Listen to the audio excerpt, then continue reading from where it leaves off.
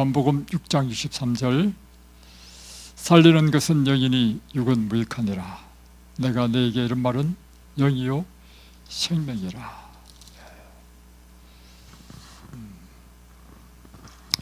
여러분, 우리 인생에 있어서 가장 중요한 것은 생명입니다. 우리가 살아있기 때문에 지금 우리가 무엇을 추구하고 일하고 모든 걸 다 할 수 있는 것입니다. 우리가 죽으면 그 순간 끝입니다. 우리에게 가장 소중한 것은 생명입니다. 그래서 예수님께서 우리에게 주신 말씀을 보면 너희가 가장 중요한 이 생명을 취하라는 것입니다. 그래서 마태복음 14장에 보면 내가 온 천하를, 마태복음 16장 26절에 보면 내가 온 천하를 얻고도 내 목숨을 잃으면 내게 무엇이 유익하리요? 무엇으로 내 목숨을 바꾸었느냐?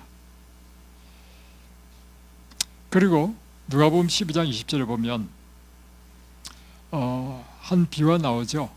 한 부자가 농사를 지었는데 밭에 소출이 너무너무 많이 나왔습니다. 그래서 이 농부는 그 마음에 생각하기를 창고를 다시 열고 크게 지어야 되겠다. 그리고는 그 창고에 곡식을 꽉 쌓아놓고 자기 영혼에게 말합니다. 내 영혼아, 이제 안심하라. 이제는 수년 동안 먹을 양식이 있다. 그럴 때 이 비유를 하신 예수님께서 하신 말씀이 뭐냐면 어리석은 자여. 그리고는 하시는 말씀이 오늘 밤에 내 목숨을 취하면 내가 예비한 이 모든 것이 누구시 되겠느냐. 그러니까 이 말씀은 무엇인가 하면 우리가 이 세상에 소유보다도 더 중요한 것이 있는데 목숨이 더 중요하다는 것입니다. 그래서 소유에 목숨을 걸지 말고 생명을 얻는 일에 목숨을 걸어라, 이 말씀이죠. 또 전도서 9장 4절에 보면 재미있는 말씀이 나옵니다. 무릇 산 개가 죽은 사자보다 더 낫다.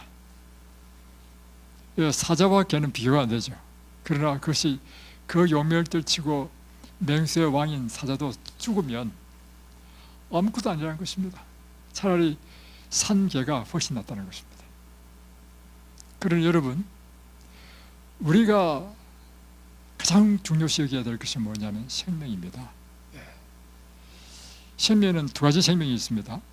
그것은 육적인 생명이 있고 영적인 생명이 있습니다. 우리는 이 육적인 생명뿐만 아니라 영적인 생명을 위하여 살아야 된다는 것입니다. 그래서 여러분, 하나님께서는 이 생명의 시여자이시죠.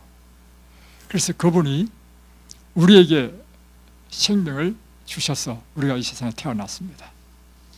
그리고 하나님께서는 우리 생명을 유지할 수 있도록 모든 걸 다 준비했습니다. 하늘이 있는 이유는 우리가 생명을 유지하도록 하기 위해서 하늘을 만드신 것입니다.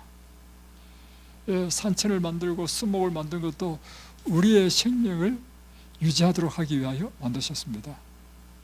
식물이 봄이 되면 싹이 나고 줄기가 나고 열매 맺고 곡식을 내는 이유도 우리에게 생명을 공급하시기 위하여 주신 것입니다. 그래서 여러분, 이 생명의 원리를 잘 이해를 하게 되면 우리가 건강하게, 우리 육신적으로 건강해 사는 비결을 알 수 있습니다. 그것은 하나님께서 우리를 위하여 준비하신 모든 것은 다 생명의 요소다. 그래서 우리가 건강하게 하려면요, 약을 먹어서 낫는 것이 아니고 하나님께서 우리에게 생명을 유지하고 회복시키는 이 생명의 요소를 우리가 활용해야 된다는 것입니다. 이것이 바로 천년치유의 원리죠. 그래서 그 요소 가운데 간단하게 표현한 것이 뭐냐면 음식, 건강한 음식, 공기, 물, 햇빛, 절제, 운동, 쉼, 하나님을 신뢰함. 이것이 우리가 이 땅에서 건강을 유지하고 혹 건강을 잃었을 때 건강을 회복하는 방법이라는 것입니다. 그런데 우리가 이 천년계 가운데 충만한 생명을 우리가 날마다 호흡하고 먹고 누릴 뿐만 아니라 우리가 반드시 날마다 먹어야 될 양식이 있는데 그것은 영적인 생명의 양식을 먹어야 된다는 것입니다. 그것이 오늘 요한복음 6장에 말씀하신 6장 63절에 보면 살리는 것은 영이니 육은 무익하니라. 자, 한번 보겠습니다.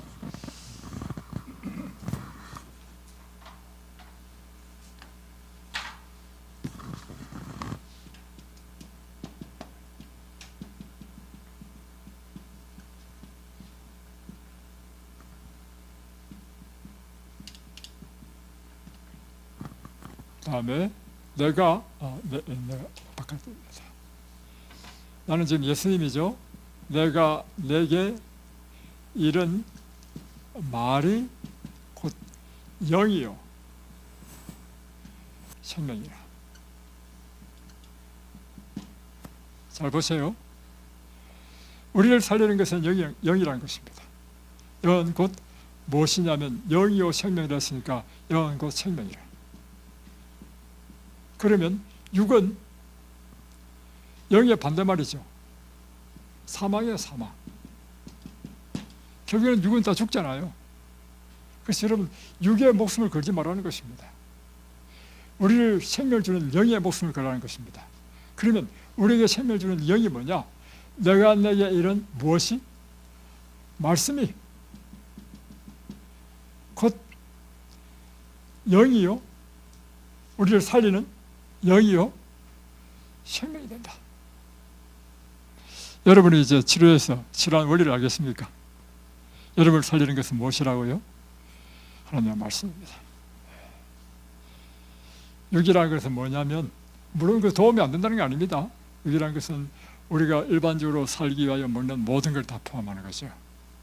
그러나 궁극적으로 우리에게 생명을 주시는 것은 하나님의 말씀이 생명을 주신다 하는 것입니다. 그래서 요한 1서에 보면 1장 1절에 보면 한번 찾아보겠습니다. 태초부터 있는 무엇이요? 생명의 말씀이 태초부터 있는 생명의 말씀이 이 말씀, 하나님의 말씀은 무엇이라고요? 생명이라는 것입니다. 우리가 들은 바요, 눈으로 본 바요, 자세히 보고 우리의 손으로 만져봐 됐다.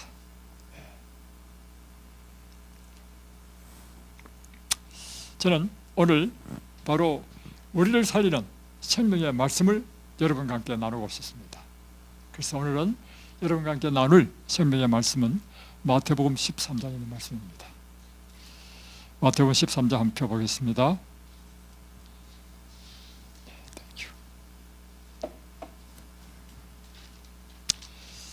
3절부터 보겠습니다. 예수께서 비유로 여러 가지를 그들에게 말씀하여 이르시되 씨를 뿌리는 자가 뿌리러 나가서 뿌릴새. 자, 이제 농사 짓는 것을 비유로 이야기하고 있죠. 농부가 이제 밭에 나가서 씨를 뿌립니다. 씨를 뿌리는데 그 뿌릴 때 사절에 보면 그 덜어는 길가에 떨어지고, 그러니까 우리는 씨 뿌리는 것도 다양합니다. 예를 들면 그렇죠. 벼는 사실은 모종을 내 가지고 모종을 쫙 다 심잖아요, 그죠? 모를 다 심잖아요. 이거는 씨 뿌리는 게 아니죠.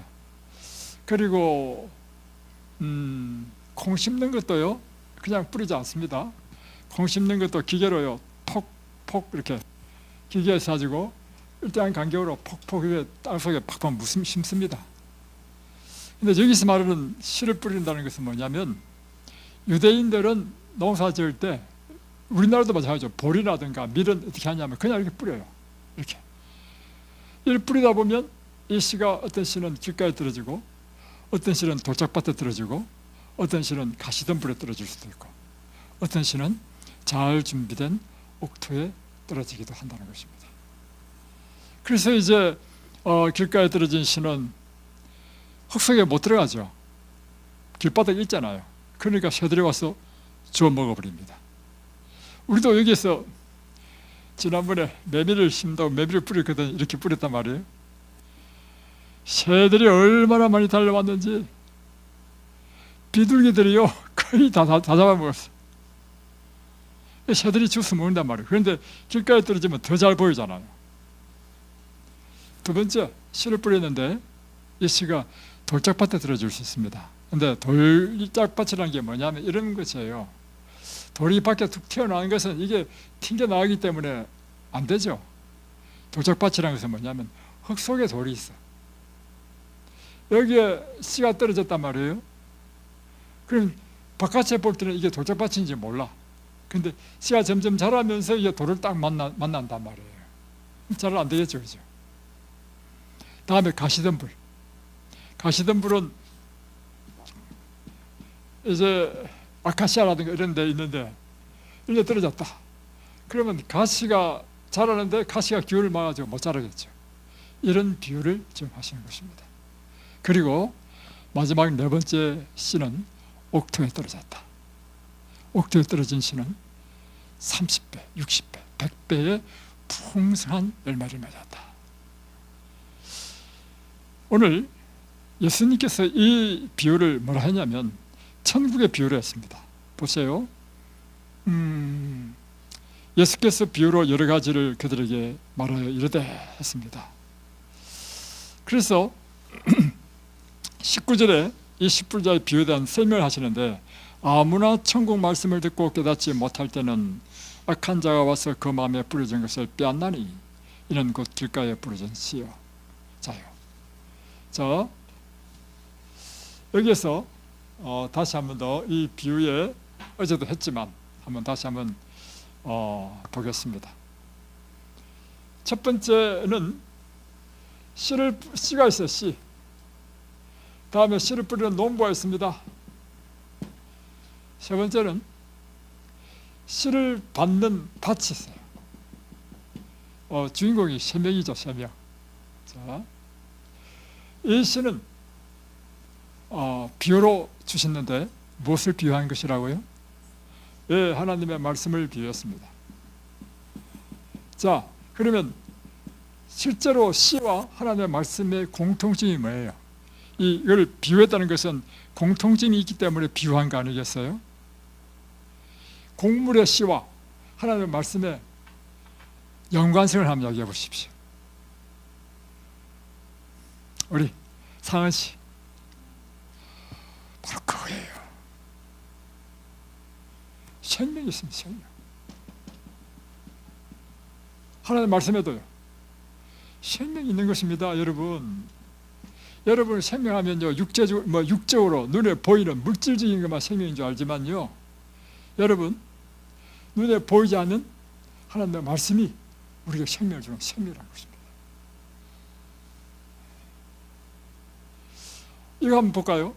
다 아는 것이지만 여러분이 먹는 음식이 여러분의 건강에 미치는 영향이 더 큽니까? 아니면 여러분 마음속에 일어나는 감정의 변화가 여러분의 건강에 더 크게 미칩니까?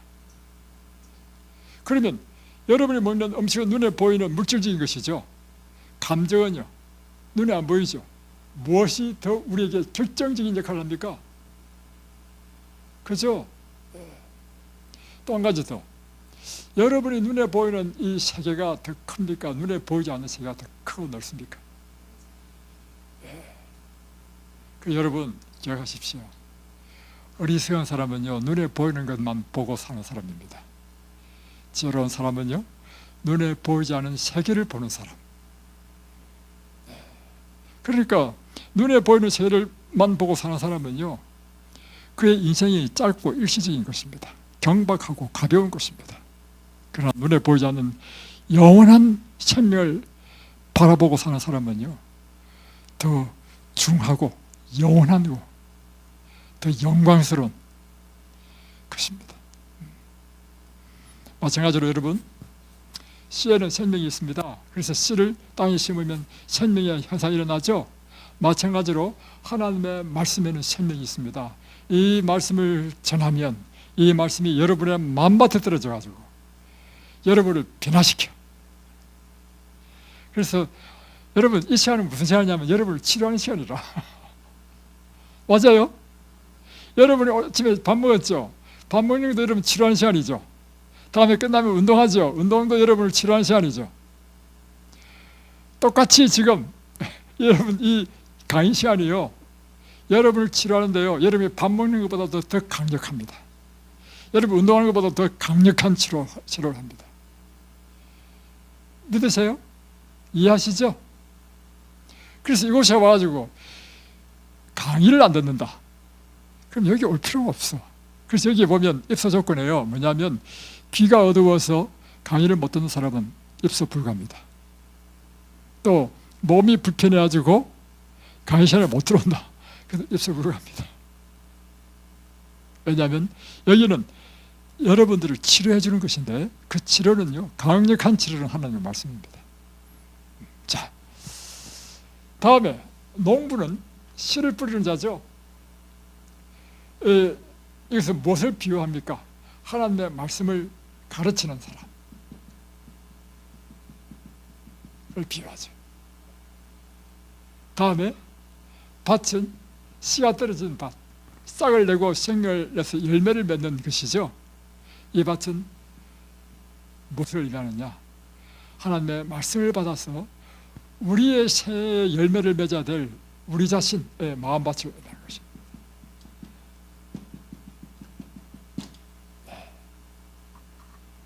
첫 번째, 여러분이 확신을 가져야 되겠습니다. 그 확신은 이것입니다.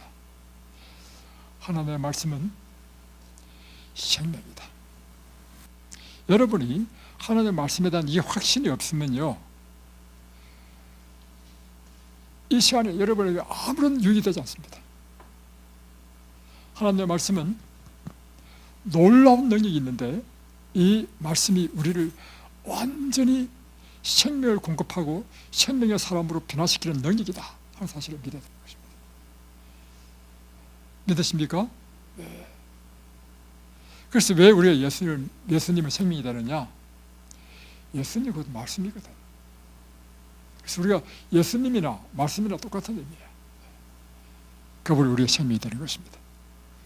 두 번째, 말씀을 가르치는 사람도 중요합니다. 말씀을 가르치는 사람은 첫 번째, 하나님의 말씀에 대한 분명한 확신이 있어야 돼. 두 번째, 하나님의 말씀을 경험적으로 이해하는 사람이어야 돼. 그리고 하나님의 말씀을 가르치는 사람은 예수님처럼 예수님 말씀을 가르칠 때 그분 자신의 생애, 그분 자신의 품성, 그분 자신의 사상, 그분 자신의 것으로 가르쳤습니다. 그처럼 하나님의 말씀을 가르치는 사람은 지식적으로 가르치는 것이 아니라 그의 전 생애를 통해서 하나님의 말씀을 경험했고 그 경험한 것이 그 자신을 변화시켰고, 그런 사람이 말씀을 가르칠 때 이 말씀은 사람들에게 강력한 능력이 된다는 것입니다. 이해되십니까? 여기까지? 자, 세 번째, 이제 중요한 것은 열매 맺는 것은 이 땅이 열매를 맺어요. 그러니까 땅이 정말 중요한 것입니다. 그래서 이 마음의 밭은 곧 우리 자신의 말씀을 받는 우리 마음의 상태를 나타내는 것입니다. 예수님의 비유에 의하면 마음의 밭을 네 가지로 설명하고 있습니다. 첫 번째는 길가와 같은 밭, 같은 마음.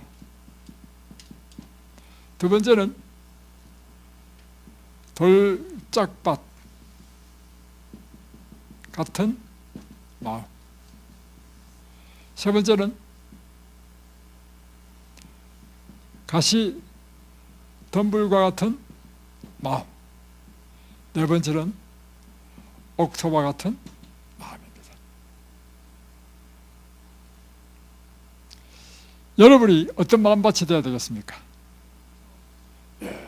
이 옥토가 될 때 이 씨가 떨어지면 이 씨는 여러분에게 막 30배, 60배, 100배를 받는 것입니다. 제가 아주 옛날에 결명자라는 거 있죠. 차로 끓여 먹는 것. 그 결명자를 뿌려봤습니다. 그리고는 씨 하나에 결명자 나무 하나 나오죠. 그래서 나무가 나오는데 가을에 보면 열매가 맺혔어요. 그래서 그 열매를 다 훑었습니다. 도대체 씨 하나에 몇 개의 열매가 맺히는가 그거 알기 위해서 다 훑어가지고요. 너무 많아가지고 일일이 다 못 헤아리고 어떻게 했냐면 그 당시 제가 약국을 하고 있었습니다. 약국에는 이 아주 미세한 그 약을 다는 그 무게 다는 거 아주 미세한 게 있죠. 저울. 그 저울에 일단 100개를 헤아려서 100개의 무게를 쟀습니다. 100개의 무게. 다음에 전체 무게를 또 쟀습니다. 전체. 그럼 100개 얼마다? 그러면 지금 이것이 몇 그램이면 이것이 개수가 몇 개인지 딱 나오죠. 3,300개가 나왔습니다. 와, 그렇죠. 와, 난 그렇게 많이 열리는지 몰랐어. 옥수수도 그렇게 안 열릴걸요. 3,300개. 뭐 하기 전에 옥수수 그렇습니다. 옥수수 심을 때요, 봉지 하나를 이제 우리가 이제 면사무소가 사거든요. 이제 줘요. 이제 특별히 농사 짓는 사람을 위해서 그 봉지 하나에 옥수수 굉장히 많이 들었어요. 근데 그것이 한 5분의 1도 아닌다. 한 5분의 1 정도 심거든요. 그래서 실컷 심어. 엄청 땁니다. 여러분 하나님께서 기대하시는 바는 무엇이냐면 하나님의 말씀이 여러분 속에서 이렇게 풍성한 열매를 맺게 해가지고 여러분의 인생이 복되고 풍성한 삶을 살기를 하나님께서는 간절히 원하신다는 것입니다. 자, 이제 하나하나씩 보겠습니다. 어떤 사람은 길과 같은 그런 마음을 갖고 있는 사람이 있습니다. 길은 특징이 뭐예요? 딱딱하죠. 자, 두 번째 질문. 처음부터 길이 별도로 있고 밭이 별도로 있었습니까? 그거 한번 물어보겠습니다. 길은 별도로 있고 밭은 별도로 있습니까? 아닙니다, 여러분. 밭인데요, 사람이 계속 밟고 가면 딱딱해져서 길이 되고요. 짐승들이 산에 가도 마찬가지예요. 산에 보면 산돼지 길이 있어. 산돼지도요, 딱 이제 관찰해 보니까 다니던 길만 계속 다녀. 그 길이 생겨. 그러니까 여러분, 이 길가 되는 이유는 별도로 있는 것이 아니고요, 그 마음이 딱딱해지면 길 같은 사람이 되는 것입니다. 이 길과 같은 마음이 되면요, 곡식이 흙 속에 못 들어가. 그러니까 이 곡식이 발화가 안 돼. 하나님 말씀을 전해도, 이 말은 뭐냐면 하나님 씨는 말씀이니까 하나님의 말씀을 전해도 이 말씀에 감각이 없어. 이게 길 같은 마음입니다, 여러분. 하나님의 말씀을 전했는데 민둥민둥해. 참 곤란한 사람입니다. 당연히 열매를 못 맺죠. 그럼 새들이 와서 주워 먹어버립니다. 자, 그러면 왜 우리 마음이 길처럼 이렇게 딱딱해져서 하나님의 말씀을 전해도 아무런 감동을 받지 못할까요?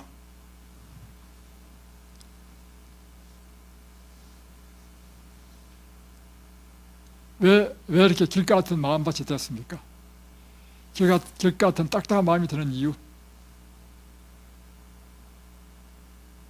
그 이유는요, 사람들이 많이 밟고 다니면 그래 되죠. 다시 표현하면 이 사업적인 거래로 그 마음이 꽉 채워져 있으면요, 하나님 말씀이 안 들어갑니다.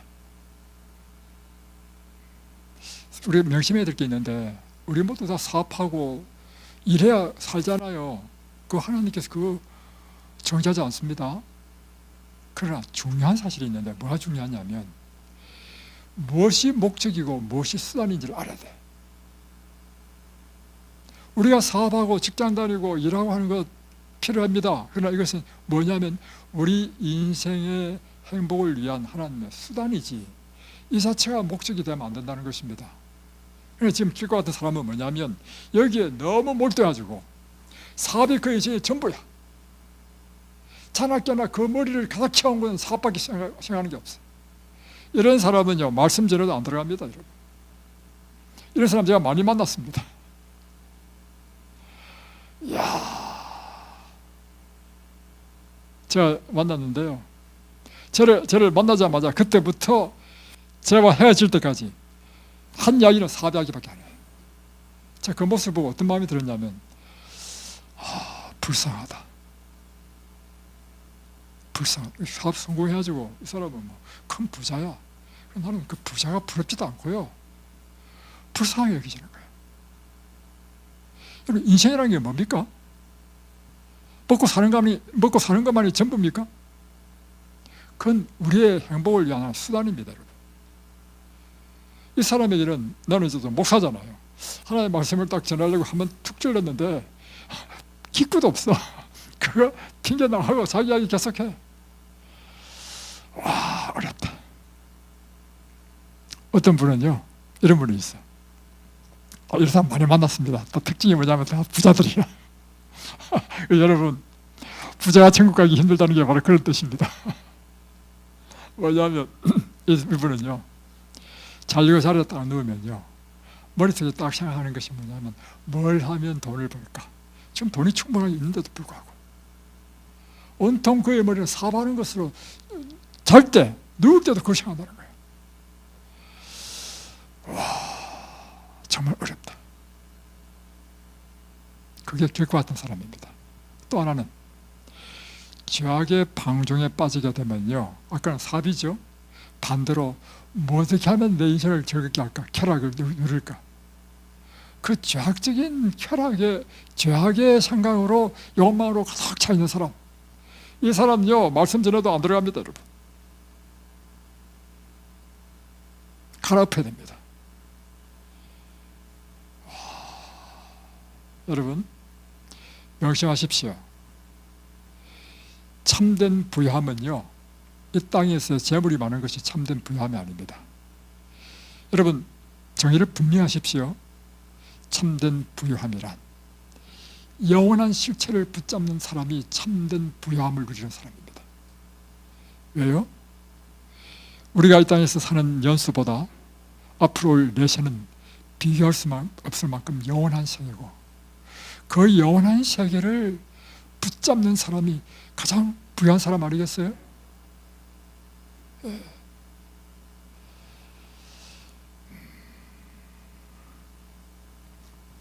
이런 사람은 그의 인생에 육체를 위하여 심는 사람입니다. 그것은 쓰러질 것을 위하여 심는 것입니다. 그것은 예수님께서 아까 요한복음 6장 23절에 말씀하신 것처럼 육은 무익한 것입니다. 두 번째, 돌짝밭과 같은 마음을 가진 사람이 있습니다. 자, 돌짝밭이 여러분이 교회에서요, 헷갈리기 쉬운 사람입니다. 길가는 다 분별되니까 쉬운데, 돌짝밭 같은 사람은 처음에는 헷갈려요. 그러나 좀 더 있다 보면 확실히 판별이 돼. 자, 뭐냐면 이것입니다.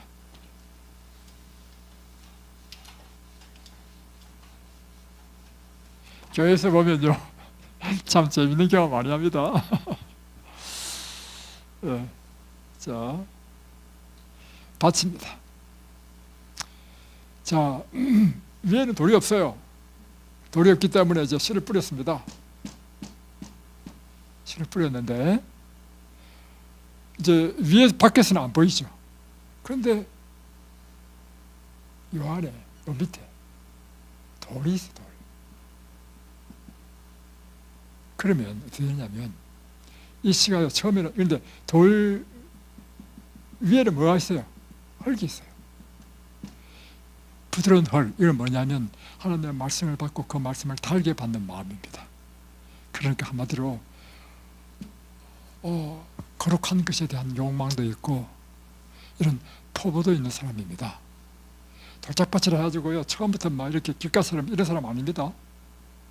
흙이 있다는 말입니다. 다시 표현하면 하나님의 말씀에 감동도 잘 받아. 그리고 거룩한 사물을 보면 감동도 잘해. 눈물도 잘 흘려. 그리고 또 복을 받으러 뿌려내리고 싹이 나는 게 뭐냐면, 처음에 교회 나와서 예수 믿고 막 방방 떠. 아이고 죄송합니다, 지사님 이야기 아닌 거 아니야. 막 너무 기쁘면 방방 뜨게 된단 말이야. 너무 저도 옛날에 그렇게 했으니까. 너무 기뻐가지고 사람들 눈에 그러면 막 그냥 이러니까 사람 주위에 있는 교인들이 막 또 칭찬하고 기대를 하고, 이런 교회에서 만났죠. 봤죠. 그러다가 막 어떤 여건이 좋을 때는 맞죠. 아주 막 열심을 내고 막 이래. 인생의 시련이 딱 닥친 거야. 갑자기 자기 애가 아프다 이러니까, 또 사업하는 것이 사업이 잘 안 된다. 이럴 때요, 그 마음속에 선천적인 이기심이 발동하는데, 어떻게 발동하냐면 자기를 사랑하는 마음으로. 무엇이 더 중요해요? 하나님보다 내가 더 중요한 거야. 그리고 내가 예수 믿으니까 지금 이런 일이 일어났네. 그랬어요. 갑자기 신앙이 시들어버리고, 심지어 교회도 안 나올 사람이 있습니다. 왜 그런가? 이 돌은요, 인간이 갖고 있는 선천적인 이기심입니다. 우리 모두는 다 선천적으로 이기심을 다 갖고 있습니다. 뭐 돌짝밭만 갖고 있는 게 아니에요.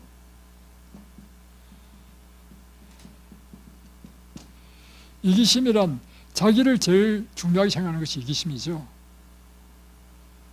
그러나 여러분, 이 이기심을요 극복해야 됩니다. 여러분, 우리가 하는, 그리스도인이 하는, 날마다 하는 일이 뭐예요? 내가 십자가에 못 박힌다, 나 자신을 부인한다. 이 뜻이 뭐냐면 다른 게 아니고, 내 선천적인 이 이기심과 끊임없이 싸우는 것입니다. 다 똑같아. 그러나 이 이기심을 내가 굴복시킨다는 거예요. 누구한테? 그리스도에게. 그러나 이 그리스도에게 굴복하지 않을 때 이 사람은요, 이 돌이 딱딱하게 밑에서 가지고 신앙이 못 자라도록 막아버리는 거예요. 그러니까 이 싹이, 이 뿌리가 못 내리니까 결국에는 햇빛이 뭐냐면요, 이런 돌밭의 사람에게는요 큰 시련이야. 따가운 태양이 비치니까 뿌리가 얇으니까 수분을 못 빨아들이잖아요. 그러니까 말라 다 죽어버리는 거예요.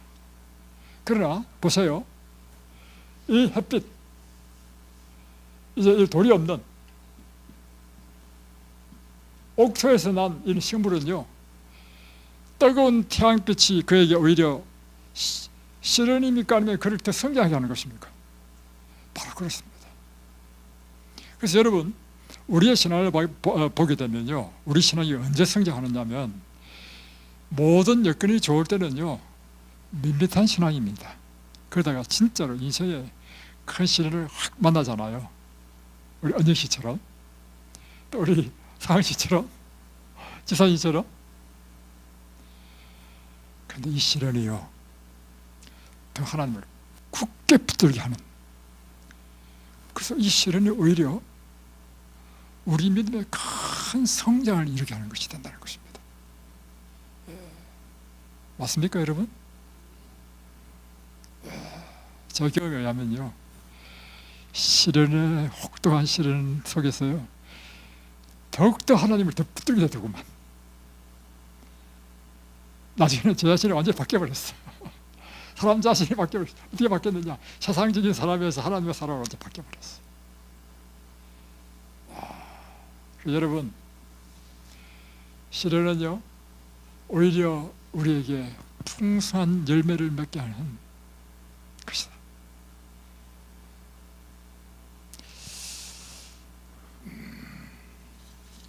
여기 실물교회는 이렇게 기록하고 있습니다. 그들은 종교가 저희를 고난과 시련에서 벗어나게 해줄 것이라는 생각으로 얼마 동안 기뻐한다. 그러니까 우리가 예수를 믿으면 잘 돼. 그래가지고 이제 예수를 믿게 됐단 말이에요. 근데 딱 믿고 나서 신을 딱 만나니까 아니네 이렇게 된단 말이에요. 아니네 이 말이에요. 그래서 죄를 고난과 시련에서 벗어나게 해줄 것이라고 생각했는데 그때는 기뻐한다는 것입니다. 그래서 그들의 생활이 순조롭게 진행되는 동안에는 진실한 그리스도인들처럼 보인다. 그러나 풀무불 같은 연단, 어려운 시험이 일어나면 그들은 엎어져 버린다. 하나님의 말씀이 그들이 품고 있는 어떤 죄를 지적하거나 그들에게 극기와 희생을 요구하게 될 때 그들의 감정은 몹시 상한다. 왜 감정이 상합니까? 하나님께서 우리에게 우리 죄를 보여주고 그 죄를 회개하도록 하고 또 우리에게 고쳐야 될 삶의 잘못된 것을 기억하는 것, 이게 극히 필요하잖아요. 희생이 필요하잖아요. 그걸 요구할 때 왜 감정이 상합니까? 이기심 때문에. 이기심을 하나님 앞에 굴복시킨 사람은 겸손하게 그와 같은 죄를 보여주면 회개하고 굴복하지요. 내 삶에 개혁이 필요하면 그 개혁에 내가 순종하지요. 그러나 이기심이 꽉 찬 사람은요, 거꾸로 반응을 일으켜요. 거꾸로 감정이 몹시 상한다. 누구에 대해서? 하나님에 대하여 감정이 상한단 말이에요. 하나님에 대해서. 삶의 개혁이 오될 때 눈앞에 있는 불평과 시련만을 보고 영원한 사물을 버려버린다. 참된 성결은 하나님을 섬기는 일에 모든 것을 바치는 것이다. 다시 한 번 더요. 참된 성결은 하나님을 섬기는 일에 모든 것을 바치는 것이다. 사람들이요, 이 말 하면요 부담스러운 이유가 뭔지 아십니까? 그건 역시 이기심 때문입니다. 왜냐하면 모든 걸 다 바치라니까. 내 거를 바친다는 것 자체가 자기 이기심에 반대되는 거예요. 그래가지고 굉장히 고민도 많이 하고 불편해. 그요, 생각을 좀 더 깊이 해보십시오. 첫 번째, 잘 들어보세요. 여러분, 이 단계까지 넘어가지 않으면요, 여러분 정말 완전한 하나님의 사람이 될 수 없습니다. 그러니까 이 단계를 반드시 여러분이 넘어가야 돼. 자, 보세요. 우리가 하나님 앞에 완전히 모든 걸 다 바쳐야 되는 이유, 첫 번째, 이 모든 것이요 사실 내 게 아니야. 하나님께서 왔어. 그러니까 사실은 하나님께서 온 거, 하나님께 바친 거 나한테 아무 손해가 없어. 두 번째, 더 중요한 거, 하나님이 뭐가 부족해 가지고 우리 조그만큼 있는 것을 바치려 하겠습니까? 하나님이 이렇게 말씀하시는 것은 무엇인가 하면, 내 것을 완전히 나한테 줄 때 나는 내게 더 크고 더 풍성하고 더 영광스러운 것을 줄 수 있기 때문에 바치라 하는 것입니다. 이 사실을 여러분 깨달아야 돼. 그러니까 사실을 알고 보면 바치는 것이 아니고 복 받는 일이야. 이렇게 우리 자신을 완전히 바치잖아요. 바치면요 우리 마음에서 놀라운 변화가 생기는데, 이건 경험적으로 이해되는 것입니다. 놀라운 변화가 생기는데 내 마음에 완전 하나님과 가득 채워져 버려요. 이제 내게 없으니까 뭐로 채워지느냐면 하나님의 생각, 하나님의 것으로 온통 채워져 버려요. 나 자신이 이제 하나님의 완전한 사람이 되어버려요. 그래서 우리 신앙에서요 획기적인, 그야말로 이 다이나마이트 같은 그런 엄청난 변화를 경험하게 된다는 사실입니다. 이것은 참된 그리스도인 생애를 살아가는데 필요 불가결한 조건이다. 반드시 이렇게 해야 된다는 것입니다. 그리스도께서는 전적인 헌신과 온전한 봉사를 요구하신다. 전적인 헌신, 온전한 봉사. 그래서 사람들이 어떻게 하냐면 이기심을 가서 이기심은 이게 눈에 안 보여. 그러니까 자기 거 다 낮추면 나한테 뭐 남지? 나 뭐 먹고 살란 말인가? 여러분, 그게 사람의 생각입니다. 하나님은 우리 생각과 다르십니다. 우리가 이해가 안 된다 할지라도 하나님을 정말 사랑하고 그분을 신뢰하는 마음으로 순종하게 되면 놀라운 일이 여러분 생각하면 일어납니다. 이걸 우리 모두는 반드시 경험해야 됩니다. 그분은 우리의 온 마음과 온 뜻과 목숨과 온 힘을 다하기를 요구하신다. 자아를 소중하게 여기지 말아야 한다. 자신을 위해 사는 자는 그리스도인이 아니다. 다시 한 번 더, 자신을 위하여 사는 사람은 그리스도인이 아니라는 것입니다. 여러분, 자유롭다는 거 있죠. 자유. 언제 자유로웠냐면요, 우리 자신을 저분께 완전히 바치게 되면 완전한 자유를 누립니다. 언제 자유롭지 못하느냐? 내 것을 꽉 쥐고 있잖아요. 내 속에 뭘 집착하는 것이라든가, 내가 요것만은 안 돼, 꼭 쥐고 있는 것, 그걸 쥐고 있는 한 여러분은 완전히 자유롭지 못합니다. 하나님께 완전히 드릴 때 우리는요, 하나님께 주시는 완전한 자유, 평안, 기쁨, 이런 것을 경험하게 된다는 것입니다.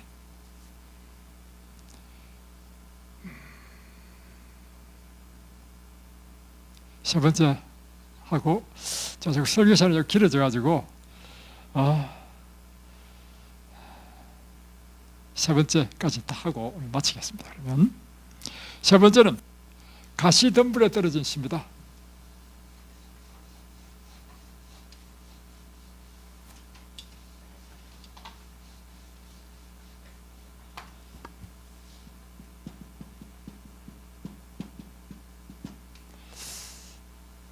가시덤불 같은 마음은 어떤 마음일까요?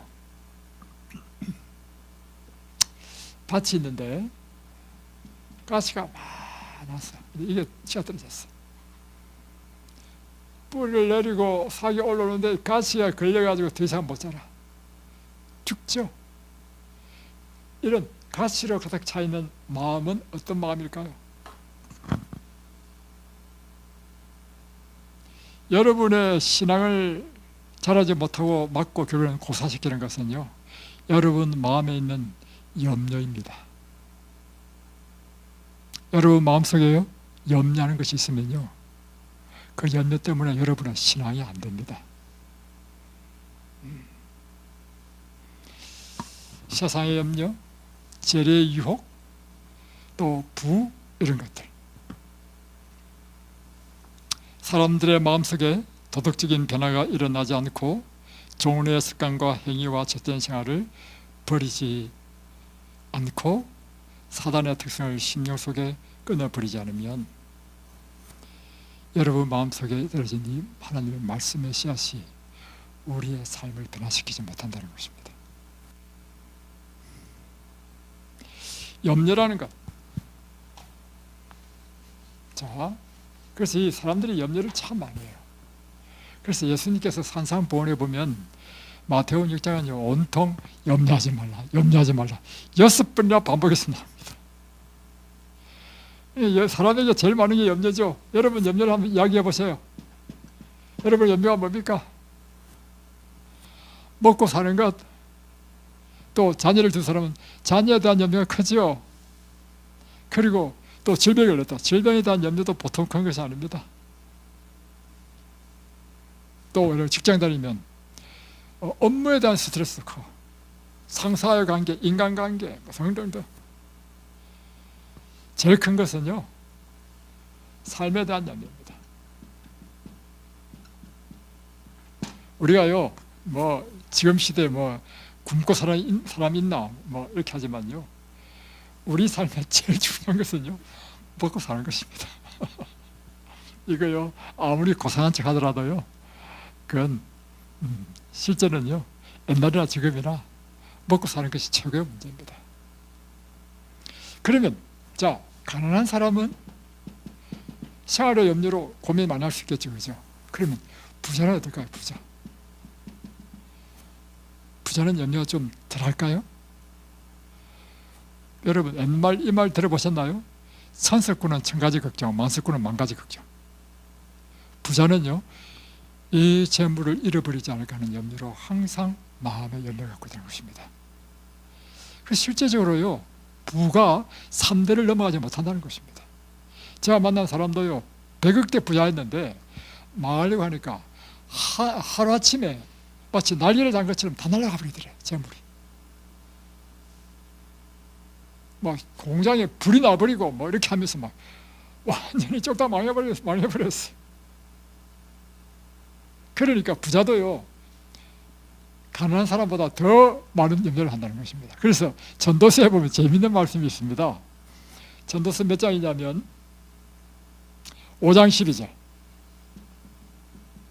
어떤 재미있는 말씀이냐면 노동자는 먹는 것이 적더라도 밤에 잠을 닭에 잔다는 것입니다. 근데 부자는 잠을 못 잔다는 것입니다.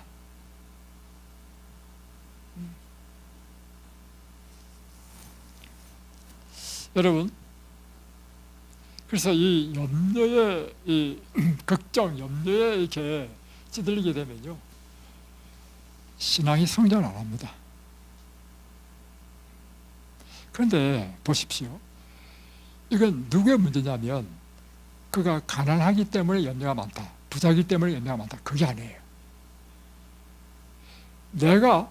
키는요, 내가 무엇을 추구하느냐, 여기에 따라서요 내가 가난해도 염려가 없을 수 있고요 부자라 하더라도 염려 하나도 없을 수 있습니다. 내가 추구하는 것이 육적인 것을 추구하게 되면요 항상 염려에 쌓이게 됩니다. 그런데요 내가 추구하는 것이 영적인 실체에 관심이 많고 하나님에 대한 관심으로 가득 차게 되면요 가난해도 전혀 문제가 안 돼. 부자? 그 부가 나의 올무가 안 돼. 완전한 자유를 추구합니다. 신앙의 위대함은 그것입니다. 제가 어떤 분을 방문 갔습니다. 방문 갔는데 이분이 이제 세미나에 참석했어. 일주일 동안 세미나 참석했기 때문에 세미나 끝나고 나서 그 사람을 이제 제가 방문 갔죠. 이야기를 해보니까 당신 왜 여기 왔습니까? 우리 세미나에 왔습니까? 물어보니까 제가 사실은요 교회 안 나가는 사람입니다.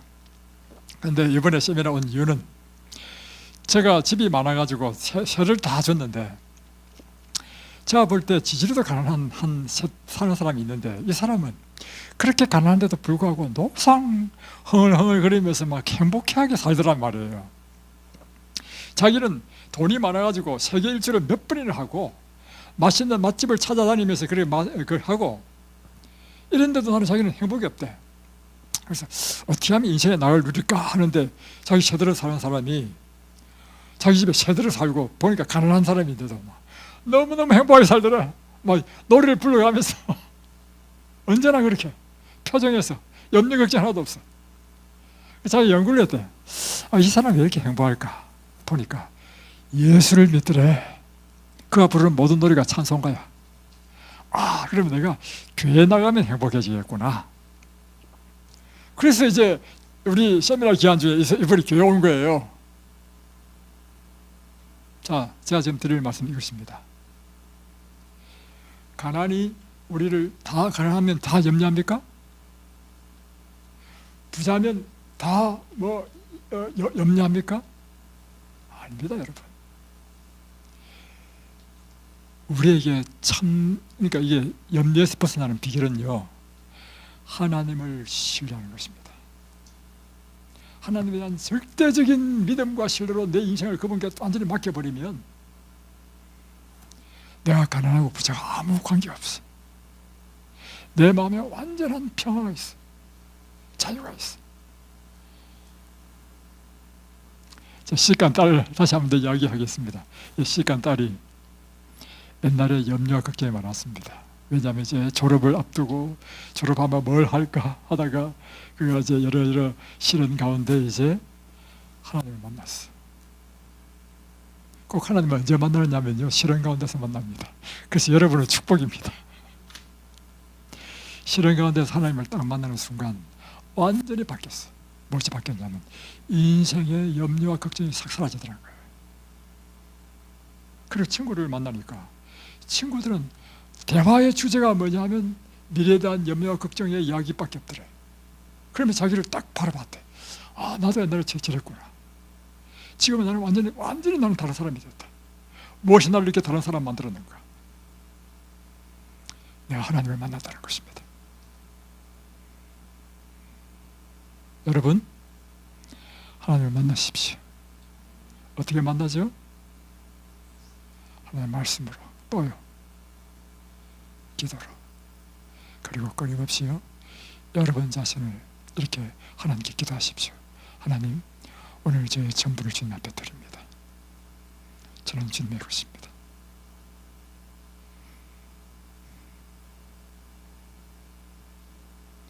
주님의 영으로 저를 완전히 채워주십시오. 여러분 마음속에 놀라운 변화가 있을 것입니다. 기도하겠습니다.